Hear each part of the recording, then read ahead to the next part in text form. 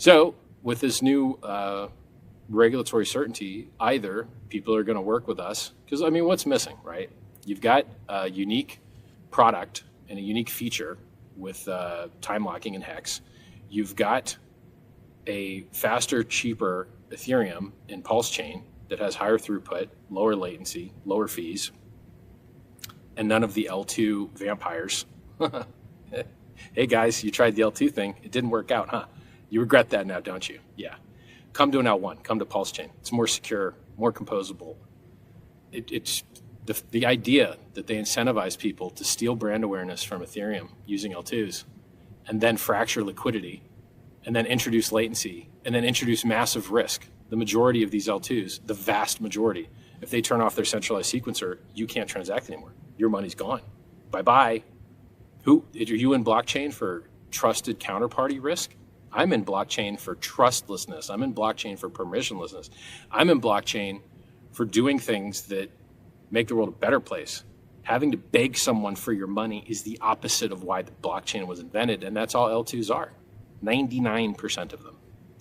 Absolutely terrible decision from the Ethereum guys, and their price chart has paid the price for it. You know, it's down over 4 years now.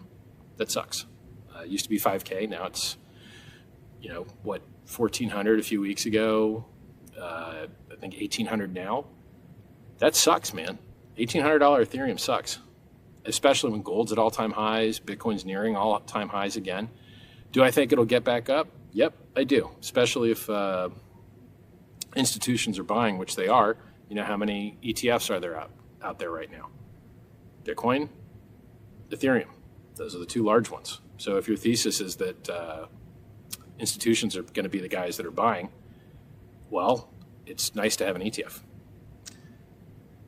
Now, that being said, Ethereum and Bitcoin did really, really well before they had ETFs, when they had lower market caps, right? So take, for instance, the liquidity that you see in PulseChain, PulseX.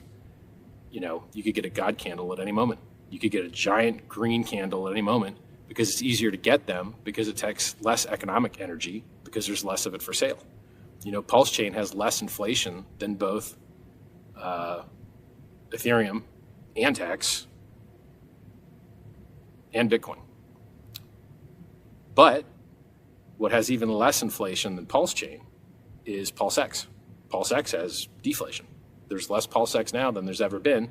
And for the rest of time, there will always be less PulseX than there's ever been, because it only burns and it can never inflate. And, you know, I think 1.4 trillion of it has been burned so far. That's a lot.